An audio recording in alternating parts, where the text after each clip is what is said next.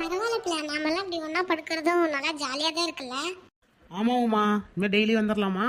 நான் ரெடி சின்ன.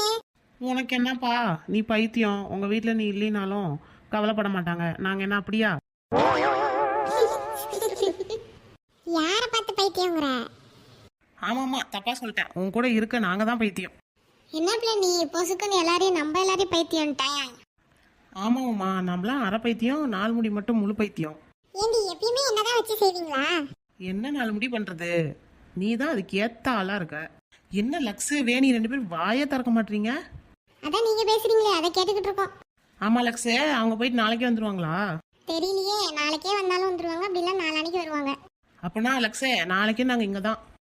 தாராளமா இருங்க. மேல படுங்கடி அப்படின்னு சொன்னா கீழே தான் படுப்பேன்னு படுத்துட்டு இருக்கீங்க. நம்ம எத்தனை பேத்துக்கும் மேல பத்துமா பெட்ல? நீயே சொல்லு. ஜாலி